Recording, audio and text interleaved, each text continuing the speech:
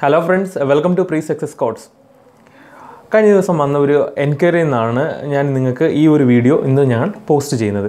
അപ്പോൾ അതിൻ്റെ കാരണം എന്താണെന്ന് ചോദിച്ചാൽ കേസിനെ പറ്റി വരുന്ന ഓരോ കേരീസിലും കുറേ സംശയങ്ങളാണ് എപ്പോഴും ചോദിക്കുന്നത്. എൻ്റെ പേഴ്സണൽ നമ്പർ ആയാലും ശരി, നമ്മുടെ Pre-Success Codes-ൻ്റെ വാട്സപ്പ് നമ്പർ ആയാലും ശരി, അതുപോലെ തന്നെ Pre-Success Codes-ൻ്റെ കമൻറ്റ് ബോക്സിലായാലും ശരി, യൂട്യൂബ് ചാനലിൻ്റെ കമൻറ്റ് ബോക്സിലായാലും ശരി, എല്ലാവരും ചോദ്യങ്ങൾ കുറേ ചോദിക്കുന്നു. അപ്പം ഞാൻ ആദ്യമേ തന്നെ കുറച്ച് ഭാഗങ്ങളാണ് നിങ്ങളുടെ മുമ്പിൽ പറഞ്ഞു പോകുന്നത്. ആദ്യമേ തന്നെ ഇപ്പോൾ ഞാൻ നിങ്ങളുടെ മുമ്പിൽ പറയാൻ പോകുന്നത് എക്സ്പെക്റ്റഡ് സിലബസ് ആണ് നിങ്ങൾക്ക് പറയുന്നത്. അപ്പം ഏതൊക്കെ സബ്ജക്റ്റിൽ നിന്ന് വരും അതാണ് നിങ്ങളുടെ മുമ്പിൽ ആദ്യമേ ഞാൻ പറഞ്ഞു തരാൻ പോകുന്നത്. അപ്പോൾ ഇത് നിങ്ങൾ ആദ്യം ഫോളോ ചെയ്യുക. ഇനി അടുത്ത വീഡിയോയിൽ ഇത് അല്ലാതെ കുറച്ചും കൂടി ആഡ് ചെയ്തിട്ട് വരുന്ന ഡീറ്റെയിൽഡ് സിലബസും ആ സിലബസും നമ്മൾ പഠിക്കേണ്ട ഇമ്പോർട്ടൻറ്റ് ടെക്സ്റ്റ് ബുക്സ് അത് ഏതൊക്കെയാണ് നമ്മൾ റെഫർ ചെയ്യേണ്ടത് എന്നുള്ളതും പിന്നെ അതിൻ്റെ ഒരു സ്മാർട്ട് വർക്കും കൂടി നിങ്ങളുടെ മുമ്പിൽ പ്രസൻറ്റ് ചെയ്യും. ഓക്കെ, ഇപ്പോൾ നമുക്ക് വീഡിയോയിലേക്ക് കടക്കാം.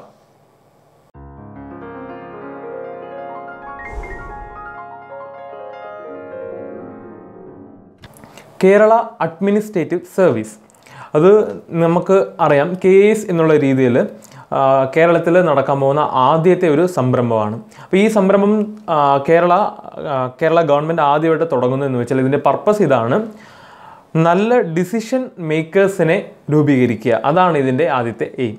ഓക്കെ, അപ്പം ഈ ഒരു എക്സാം എങ്ങനെയായിരിക്കും എന്ന് വെച്ചാൽ ഒരു ഡിസിഷൻ മേക്കിംഗ് ആണ് ഞാൻ പറയുന്നത്. ഡിസിഷൻ മേക്ക് ചെയ്യണമെന്ന് വെച്ചാൽ നമ്മളും അല്ലെങ്കിൽ എക്സാം എഴുതാൻ പോകുന്ന ആൾക്കാരും അതുപോലെ നല്ല എംപ്ലോയീസ് അവരും എന്ത് ചെയ്യണം, അവരും ഡിസിഷൻ മേക്ക് ചെയ്യാനായിട്ടുള്ള കേപ്പബിൾ ഉണ്ടോ ഇല്ലയോ എന്നുള്ളത് ഗവൺമെൻറ് മനസ്സിലാക്കി കൊടുക്കണം നമ്മൾ. അപ്പോൾ അത് കാരണം കൊണ്ട് എന്തൊക്കെ മേഖലയിൽ അല്ലെങ്കിൽ ഏതൊക്കെ മേഖലയിൽ നിന്ന് നമുക്ക് ഏറ്റവും കൂടുതലായിട്ട് ചോദ്യങ്ങൾ വരാം, അല്ലെങ്കിൽ ഏതൊക്കെ സബ്ജക്റ്റ് നമ്മൾ എടുത്ത് പഠിക്കണം എന്നുള്ളതിനെ പറ്റിയുള്ള ഒരു ബ്രീഫായിട്ടുള്ള ഒരു കാര്യമാണ് പറയുന്നത്.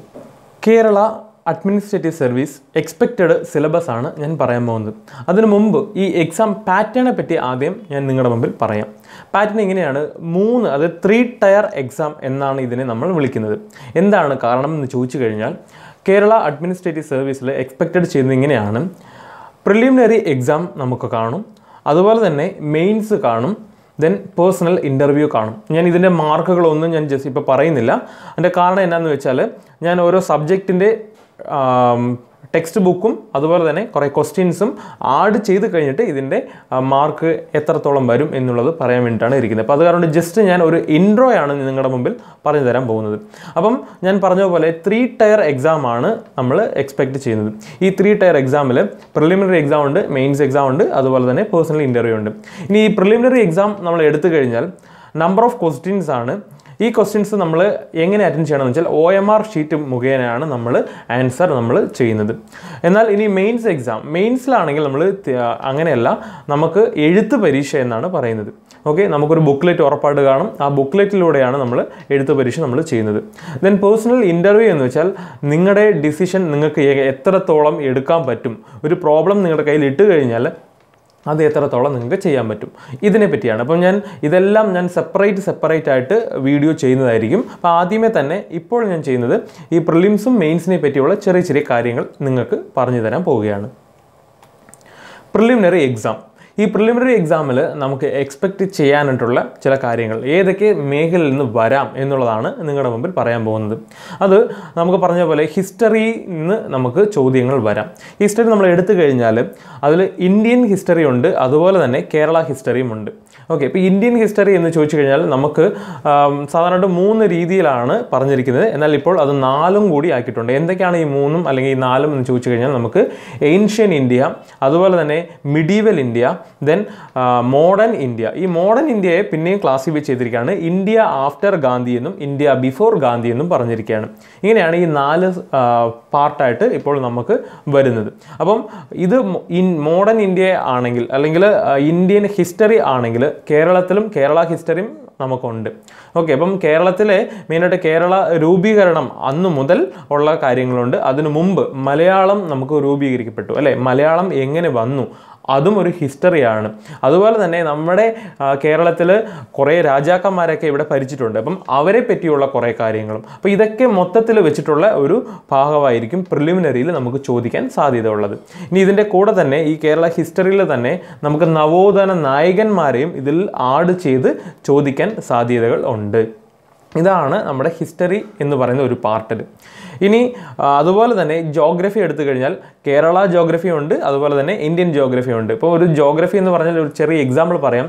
റിവർ സിസ്റ്റം എന്ന് പറഞ്ഞ് ഇന്ത്യയിലുണ്ടെങ്കിൽ അതുപോലെ തന്നെ കേരളത്തിലും റിവർ സിസ്റ്റംസ് ഉണ്ട് അല്ലേ. അപ്പോൾ അതുപോലെ മൗണ്ടൻ ആയാലും ശരി, ഇപ്പം വെസ്റ്റേൺ ഗേർഡ്സ് എന്ന് പറഞ്ഞാൽ നമ്മുടെ നമ്മുടെ കേരളത്തിലൂടെ പാസ് ചെയ്ത് പോകുന്നു, നമുക്ക് നന്നായിട്ട് അറിയാം അല്ലേ. അപ്പോൾ ഇതിൽ നിന്നൊക്കെ നമുക്ക് ചോദ്യങ്ങൾ വരാം. എന്ന് വെച്ചാൽ ഞാൻ ചെറിയ ഒരു എക്സാമ്പിൾ മാത്രമേ പറഞ്ഞു തന്നിട്ടുള്ളൂ. ബാക്കി ക്വസ്റ്റ്യൻസ് ഒക്കെ നിങ്ങളുടെ മുമ്പിൽ വെച്ച് പറയുമ്പോൾ നിങ്ങൾക്ക് കുറച്ചും കൂടി ഡീറ്റെയിൽഡ് ആയിട്ട് മനസ്സിലാക്കാൻ പറ്റും. ദെൻ കറണ്ട് അഫയേഴ്സ് നമുക്ക് സാറിനോട് പറയാൻ പറ്റും. കറണ്ട് അഫയേഴ്സ് എല്ലാ എക്സാമിലും കറണ്ട് അഫയേഴ്സ് എന്ന് പറയുന്ന ഒരു പാർട്ടുണ്ട്. അപ്പോൾ ഈ കറണ്ട് അഫയേഴ്സിൽ നമ്മൾ ഏതൊക്കെയാണ് ഫോക്കസ് ചെയ്യേണ്ടത് എന്നുള്ളതാണ് ഞാൻ കൂടുതൽ പറയുന്നത്. ഇന്ത്യയിൽ നടക്കുന്ന കാര്യം നമ്മൾ ഫോക്കസ് ചെയ്യണം, കേരളത്തിലും. ഇങ്ങനെ പറഞ്ഞു കഴിഞ്ഞാൽ നമുക്ക് മനസ്സിലാവില്ല അല്ലേ. ഇപ്പം എക്സാമ്പിൾ ഞാൻ പറയാം. നമ്മുടെ തൊട്ടടുത്ത് എന്ന് വെച്ചാൽ ഈ കറണ്ട് അഫയേഴ്സ് എന്താ പറയുന്നത് വെച്ചാൽ കേരളത്തിലും അതുപോലെ തന്നെ ഇന്ത്യയിൽ നടന്ന ഇഷ്യൂസും കേരളത്തിൽ നടന്ന ഇഷ്യൂസും തമ്മിൽ എന്തെങ്കിലും റിലേഷനോട് കൂടി മാത്രമേ ചോദിക്കുകയുള്ളൂ. നിങ്ങൾ അങ്ങനെ എക്സ്പെക്റ്റ് ചെയ്താൽ മതി. എങ്ങനെയാണെന്ന് വെച്ചാൽ ഒരു എക്സാമ്പിൾ ഞാൻ പറയാം. ഇപ്പോൾ ശബരിമലയിൽ നമ്മുടെ സുപ്രീം കോർട്ട് കൊണ്ടുവന്ന ഒരു ലോയാണ് ലേഡീസിനെയും അവിടെ അനുവദിക്കാമെന്ന്.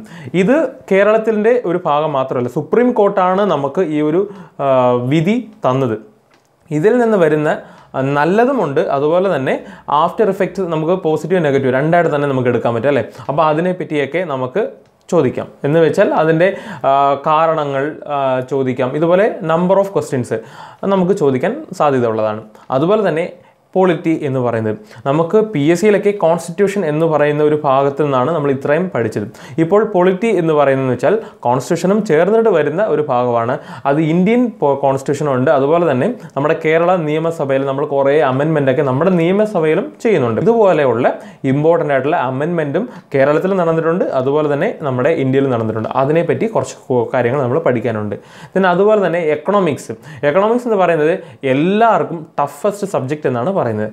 കാരണം എന്താണെന്ന് വെച്ചാൽ അതിൻ്റെ ടേംസ് ഒക്കെ നമുക്ക് കൂടുതലായിട്ട് നമുക്ക് അറിയില്ല. അപ്പം നമ്മൾ കുറേ ടേംസ് ഒക്കെ നമ്മൾ ഇരുത്തി വായിച്ചു കഴിഞ്ഞാൽ നമുക്ക് മനസ്സിലാക്കാൻ പറ്റും. അതിൻ്റെ ഒരു എക്സാമ്പിൾ ഞാൻ പറയാം.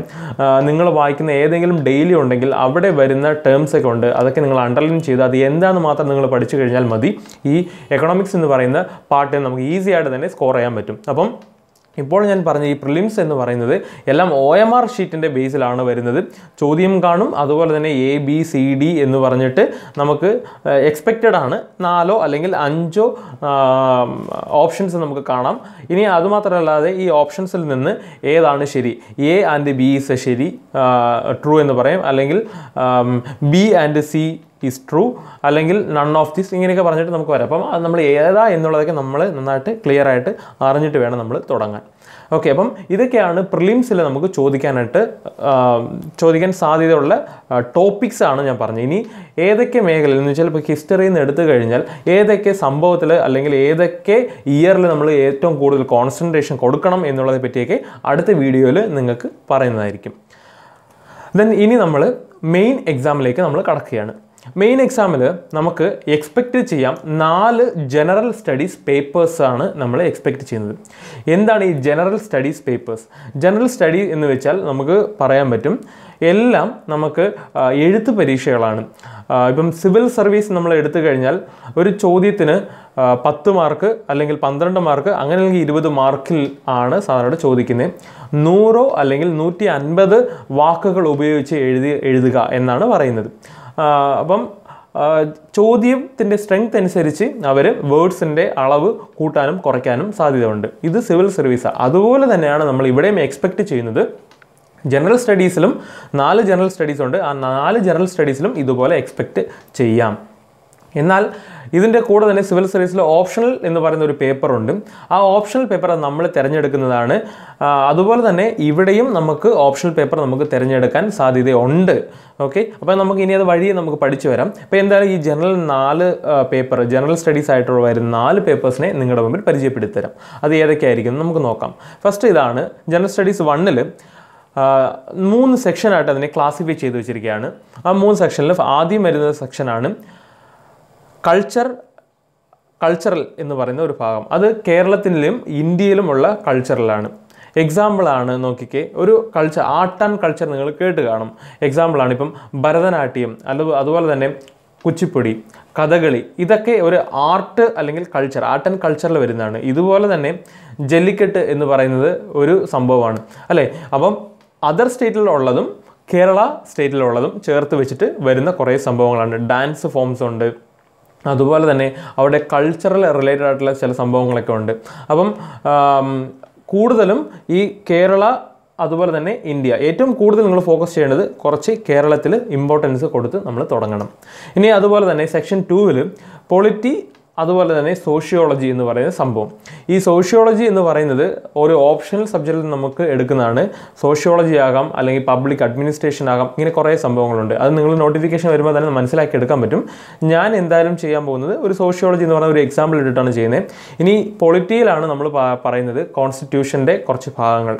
ഓക്കെ, ആദ്യത്തെ പൊളിറ്റിയിൽ വരുന്നത് ഇൻട്രൊഡക്ഷൻ ആയിട്ട് വരുന്ന കുറേ പൊളിറ്റിയാണ്. ഇവിടെ ജനറൽ സ്റ്റഡീസ് 1 വരുന്നത് എക്സാമ്പിളാണ് ചില ആക്റ്റുകൾ, എക്സാമ്പിളാണ് റെഗുലേഷൻ. നമുക്ക് നേരത്തെ വന്ന ക്രൗൺ റൂളിൽ വന്ന ആക്ട് ഉണ്ട്, അതുപോലെ തന്നെ ട്രേഡിംഗ് പവേഴ്സിൽ വന്ന ആക്റ്റുകളുണ്ട്. ഇതുപോലെ കുറേ സംഭവങ്ങളാണ്. ഓക്കെ, ഇപ്പോൾ പിറ്റ്സ് ഇന്ത്യ ആക്ട് എന്ന് പറഞ്ഞിട്ട് ചോദിക്കും. അപ്പം ഇതുപോലെ തുടക്കം മാത്രം. ഓക്കെ, അതിൽ നമുക്ക് പറയാം, തുടക്കം തൊട്ട് നമുക്ക് പറയാൻ പറ്റും ഇന്ത്യയിൽ നടന്ന ഓരോ അഡ്മിനിസ്ട്രേഷൻ ലെവലിൽ നടന്ന മാറ്റങ്ങളും അതിൽ എന്തൊക്കെ ആക്റ്റുകൾ കൊണ്ടുവന്നു, ആരൊക്കെയാണ് അതിൽ ഇൻവോൾവ് ആയിട്ടുണ്ട് എന്നുള്ള ചില കാര്യങ്ങളാണ് ഇന്ത്യൻ ഈ പോളിറ്റിയിൽ വരുന്നത്. സോഷ്യോളജി എന്ന് പറഞ്ഞാൽ ഇന്ത്യയിൽ ഡിഫറെൻ്റ് ആണ്. സോഷ്യൽ വെൽഫെയർസിനെ പറ്റി ഫോക്കസ് ചെയ്ത് പറയുന്നതാണ് സോഷ്യോളജിയിൽ. ദെൻ സെക്ഷൻ 3 പറയുന്ന ഇതാണ് India and Kerala economic related ആയിട്ടുള്ള കാര്യങ്ങളാണ്. ഓക്കെ, അത് ഞാൻ ഓൾറെഡി നമ്മുടെ പ്രിലിംസിലും ഇത് ചോദിച്ചിട്ടുണ്ടെന്ന് ഞാൻ പറഞ്ഞിട്ടുണ്ട്. അതേപടി തന്നെയാണ് ഇവിടെയും ചോദിക്കുന്നത്. ഇന്ത്യയുടെയും കേരളത്തിൻ്റെയും എക്കണോമിക് ലെവലിൽ പറ്റിയാണ് നമ്മൾ പറയുന്നത്. എക്സാമ്പിളാണ് നമ്മുടെ കേരള എക്കണോമിക്സിനെ പറ്റി നമ്മൾ പറയുമ്പോൾ കേരളത്തിൻ്റെ എക്കണോമി ഒരു ബബിൾഡ് എക്കണോമി എന്നാണ് പറയുന്നത്. ബബിൾ എന്ന് വെച്ചാൽ നമുക്കറിയാം പൊട്ടിയാൽ പോയി അല്ലേ, പൊട്ടാതിരിക്കുമ്പോൾ നല്ല രസമായിരിക്കും, പക്ഷേ എപ്പോൾ വേണമെങ്കിലും പൊട്ടിപ്പോകാം. അങ്ങനത്തെ ഒരു എക്കണോമിക് ലെവലാണ്. അപ്പോൾ അതിനെ എങ്ങനെ ഇമ്പ്രൂവ് ചെയ്യാം എന്നുള്ള പറ്റിയുള്ള കുറേ കാര്യങ്ങളാണ് ഇവിടെയൊക്കെ നമുക്ക് പറഞ്ഞു വരുന്നത്. അപ്പം ഇതാണ് സെക്ഷൻ 1 സെക്ഷൻ 1, 2, 3 പറയുന്നത്. അത് ജനറൽ സ്റ്റഡീസ് 1 ആണ്. ഏറ്റവും കൂടുതൽ ഫോക്കസ് ചെയ്യേണ്ടത് ഹിസ്റ്ററി ആണ് ഇതിൽ ഇമ്പോർട്ടൻ്റ് ആയിട്ട് നമ്മൾ പറയുന്നത്. ദെൻ ജനറൽ സ്റ്റഡീസ് 2 നമ്മൾ കടക്കുവാണെങ്കിൽ അവിടെയും 3 സെക്ഷനാണ് പറഞ്ഞു വയ്ക്കുന്നത്.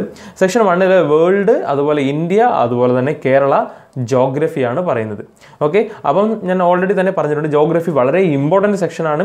അതൊക്കെ നമ്മൾ പടം വരച്ച് വേണം നമ്മൾ പഠിക്കാൻ. അപ്പോൾ അതിനെപ്പറ്റി നമ്മൾ ഇവിടെ കാണിക്കുന്നുണ്ട്. ദെൻ സെക്ഷൻ 2 ഞാൻ പറഞ്ഞ പോളിറ്റി. ഓൾറെഡി ഒരു പോളിറ്റി പറഞ്ഞത് ഇൻട്രൊഡക്ഷൻ്റെ ബേസിൽ വരുന്നതാണ്. എന്നാൽ ഇവിടെ വരുന്ന പോളിറ്റി എന്ന് പറയുന്നത് ആഫ്റ്റർ നമുക്ക് കോൺസ്റ്റിറ്റ്യൂഷനൊക്കെ കിട്ടിക്കഴിഞ്ഞിട്ട് അറ്റ് പ്രസൻറ്റ് ഇപ്പോഴത്തെ കാലഘട്ടം ഇപ്പോൾ നമ്മൾ എന്ത് ചെയ്തുകൊണ്ടിരിക്കുന്നു, ഇപ്പോൾ കുറേ അമെൻമെൻ്റ് ഒക്കെ വന്നിട്ടുണ്ട്, അതിൻ്റെ പാർശ്വഫലം എന്താണ്, എന്തിൻ്റെ ബേസിൽ വരുന്ന ചില കാര്യങ്ങളാണ് ഈ പോളിറ്റി എന്ന് ഉദ്ദേശിക്കുന്നത്. ദെൻ സെക്ഷൻ 3 പബ്ലിക് അഡ്മിനിസ്ട്രേഷൻ അല്ലെങ്കിൽ ഇൻ്റർനാഷണൽ റിലേഷൻ എന്ന് പറയുന്ന ഒരു ഭാഗം. ഓക്കെ, ഇൻ്റർനാഷണൽ റിലേഷൻ വെച്ചാൽ ഇപ്പോൾ നമുക്ക് ഏറ്റവും കൂടുതൽ ചോദിക്കാൻ സാധ്യത ഉള്ളതാണ് ഇൻ്റർനാഷണൽ റിലേഷൻ. കാരണം എന്താണെന്ന് വെച്ചാൽ ഇപ്പോഴത്തെ ഗവൺമെൻറ്, യൂണിയൻ ഗവൺമെൻറ് ചെയ്യുന്നത് ഏറ്റവും കൂടുതൽ ഇൻ്റർനാഷണൽ റിലേഷൻ ആയിട്ടുള്ള ഒത്തിരി കരാറുകളൊക്കെ നമ്മൾ ഒപ്പിട്ട് വെച്ചിട്ടുണ്ട്, ഒത്തിരി കാര്യങ്ങളൊക്കെ ഉണ്ട്. അപ്പം ഇതിൽ നിന്ന് സാധ്യതകൾ ഇഷ്ടം പോലെ വരാം. ഇതും ഒരു ഓപ്ഷനിലാണ്. ഇൻ്റർനാഷണൽ റിലേഷൻ ആകാം അല്ലെങ്കിൽ പബ്ലിക് അഡ്മിനിസ്ട്രേഷൻ, ഇതിലേതെങ്കിലും ഒരെണ്ണമായിരിക്കാം നമ്മൾ ചൂസ് ചെയ്ത് നമ്മൾ ചെയ്യേണ്ടത്. ഓക്കെ, ദെൻ ജനറൽ സ്റ്റഡീസ് 3 നമ്മൾ കടക്കുന്നു. ജനറൽ സ്റ്റഡീസ് 3 ഇതാണ് പറയുന്നത് സയൻസ് ആൻഡ് ടെക്നോളജി. ഇത് വളരെ ഇമ്പോർട്ടൻ്റ് ഭാഗമാണ്. സയൻസ് ആൻഡ് ടെക്നോളജി ആണ് ഏറ്റവും കൂടുതൽ നമുക്ക് ചോദിക്കാൻ, എന്ന് വെച്ചാൽ പ്രിലിംസ് മാത്രമല്ല നമ്മുടെ മെയിൻസിൽ ഏറ്റവും കൂടുതൽ ഇമ്പോർട്ടൻസ് കൊടുത്ത് പോകാനായിട്ടുള്ള കാരണം എന്ന് വെച്ചാൽ ഈ സയൻസ് ആൻഡ് ടെക്നോളജി എന്ന് പറഞ്ഞാൽ ഇന്ത്യ എന്ന് പറയുന്ന ഒരു രാജ്യം വളർച്ചയുടെ എന്ന് വെച്ചാൽ സയൻസ് ആൻഡ് ടെക്നോളജിയിൽ വളർച്ചയുടെ അങ്ങ് സെനിത്തിലാണ് നിൽക്കുന്നത്. കാരണം നമുക്കറിയാം ISRO, ഓക്കെ, അതുപോലെ തന്നെ ഏറ്റവും മഹത്വമായിട്ടുള്ള വളരെ സന്തോഷം തരുന്ന ഒരു നല്ലൊരു കാര്യമാണ് ചന്ദ്രയാൻ എന്ന് പറയുന്ന ഉപഗ്രഹം അല്ലേ. ഇതുപോലെ കുറേ കാര്യങ്ങൾ നമ്മൾ ചെയ്തിട്ടുണ്ട്. അപ്പം അതിൻ്റെ ബേസിലൊക്കെ ഈ കൂടുതൽ ചോദിക്കാനായിട്ട് സാധ്യത ഉള്ളതാണ്. ഇനി അതുപോലെ തന്നെ എൻവിയോൺമെൻറ്റ് എന്ന് പറയുന്ന സംഭവം. എൻവിയോൺമെൻറ്റ് എന്ന് പറയുന്നതിൽ നിന്ന് നമുക്ക് അപ് ടു ഒരു 5 ക്വസ്റ്റ്യൻസ് നമുക്ക് എക്സ്പെക്റ്റ് ചെയ്യാം. അതിൻ്റെ കാരണം എന്താണെന്ന് ചോദിച്ചു കഴിഞ്ഞാൽ സംഭവം ഇത്രയേ ഉള്ളൂ.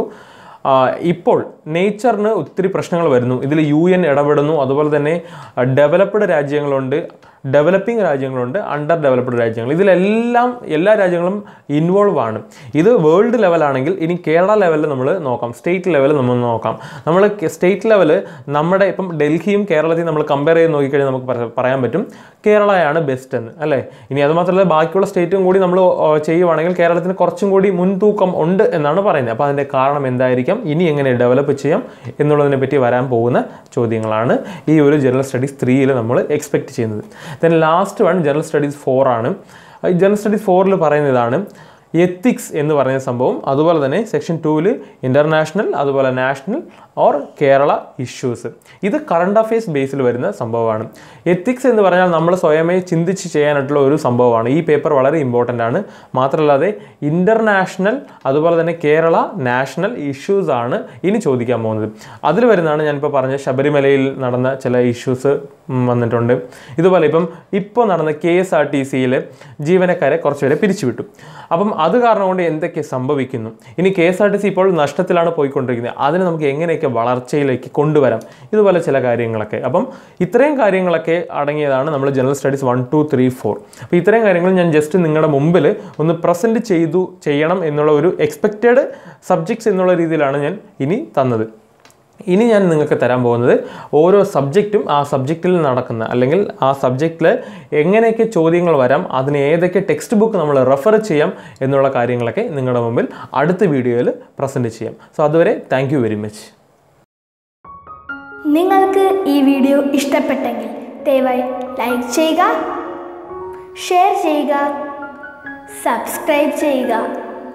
ഞങ്ങളുടെ ചാനലിൻ്റെ തുടർന്നുള്ള വീഡിയോകൾ ലഭിക്കുന്നതിനായി സബ്സ്ക്രൈബിന് തൊട്ടടുത്തുള്ള ബെല്ലൈക്കൺ അമർത്തുക.